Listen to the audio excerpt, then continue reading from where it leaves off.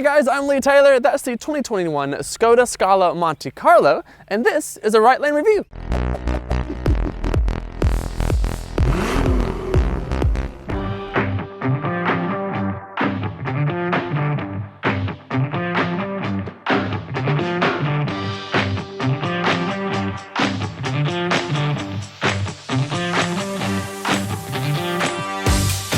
Skoda is notorious in giving the world fun, quirky wagons and hatchbacks, and with the hatchback segment dwindling, they have sent Australia their newest hatch wagon, the Scala. Now what I mean by hatch wagon is that the Scala isn't quite long enough to be a wagon, you leave that to the Octavia, and it's not quite short enough to be a hatchback, so you kind of leave that to the Polo. But the car does compete directly with other hatchbacks, the i30, the Ford Focus, the Toyota Corolla, and the Kia Cerato. So the car has to be a bit unique and offer something a bit different. And I think the Scala is delivering. So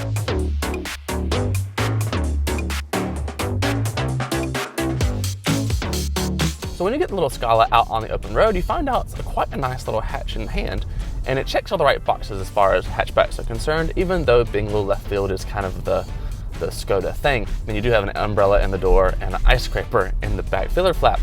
So overall, the car's a nice place to be. It drives well, it's light in the hands, it has a bit of an athletic edge. I wouldn't call it a performer, it feels okay. It's got a good engine and a good gearbox, and day-to-day driving, and we've had it for a couple weeks now, it's actually a nice place to be, and I've quite enjoyed it.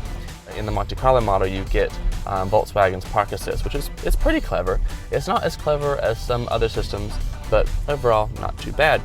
Now, when it comes to tech, particularly driving tech, the Skoda feels a little bit last generation. So the adaptive cruise control isn't my favorite overall, and I've had the same complaint about Skodas before, but Volkswagen does it better in their normal VW models and even the Audi models. I just don't understand why they can't put it in the Skoda.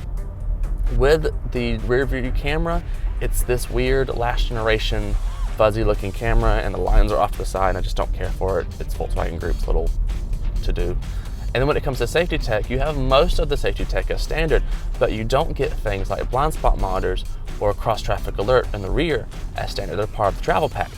And I think that's a little bit of a miss, considering that some of the hatchbacks in the segment offer those as standard. You don't have to go up to the premium models or add a pack to get them. So something to think about.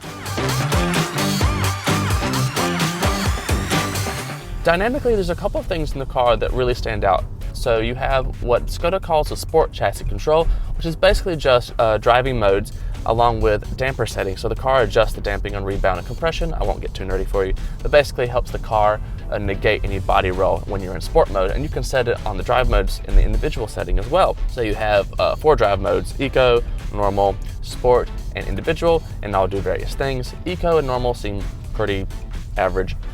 Sport tightens up the suspension, like I said. It gives you the sport setting on the dual clutch gearbox and tightens up the throttle response, and it actually does feel different.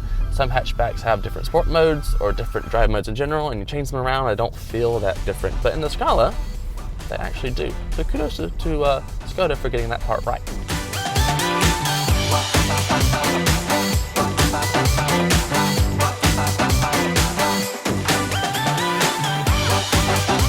So how's the cockpit of the Scala? Well, from the driver's seat, it's a lovely place to be. You sit behind this beautiful thin wheel, and it's kind of like a sport effect to it. Flat bottom, some red stitching, and paddles on the back. A beautiful digital driver's display directly in front, which is a typical Volkswagen thing, and it just looks fantastic. Throughout the cabin, the trim's really nice. I buy cheaper materials than you normally find in Volkswagen Group, but overall really good. I like the red design and the kind of checkered effect on everything.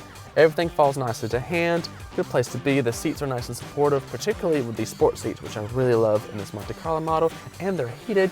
You get wireless Apple CarPlay, Android Auto, some Park Assist features, a wireless charging pad, and my favorite thing in here is by far this massive panorama roof.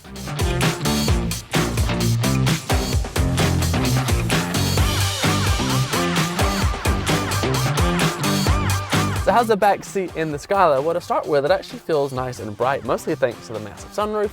I have plenty of leg and knee room and shoulder and head room, and this seat's in my normal driving position, so there's tons of space in a car of this size. Everything's trimmed with the same trimmings as the front. I even have heated seats and a couple of USB-C points. What I don't have, though, is some cup holders and a center armrest, which is my only letdown. Other than that, it's pretty comfy back here.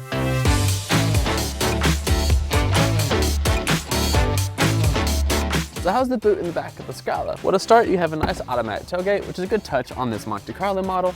On the inside, you have a ton of space. I mean, this sort of wagon body gives it a little bit more room back here. Plenty of cubbies for different bits and bobs, a couple of nets and tie-down points, even on the top of the tray.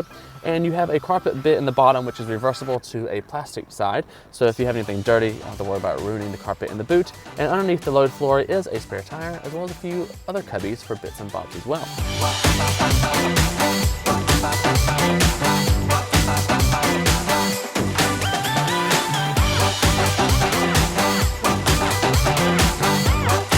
So what's the tops, bottoms, and final verdict for the 2021 Skoda Scala Monte Carlo? Well, on the bottom are a few niggly things for the quirky hatchback. One is the fact that the dual clutch gearbox and the start-stop system don't always cooperate with each other, which can be kind of odd. Some of the safety tech feels a bit last generation, particularly the adaptive cruise control, which isn't my favorite. And overall, it's a good car, but there's a few hatchbacks out there that do it just a little bit better. So what's on top for the Scala? Well, overall, I think it's a fantastic package. It feels great in the hand, it drives well, it's easy to live with, and I think it looks great. I mean, interior and exterior styling is definitely one of its strong points. And speaking of strong points, one of its strongest is the fact that it's a bit quirky. Kind of stands out against competitors. So what's my final verdict on the 2021 Skoda Scala Monte Carlo? Well, overall, I think Skoda's done a great job of creating a pretty good platform for the hatchback segment, and there are a few cars out there that do it just a little bit better. But overall, considering the price point, this is one of the better ones on the market. So if you want something a bit unique and quirky, check out the Scala.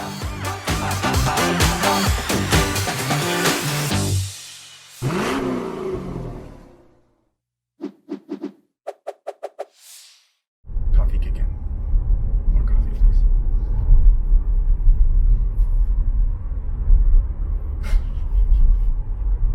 I'm on the struggle bus this morning.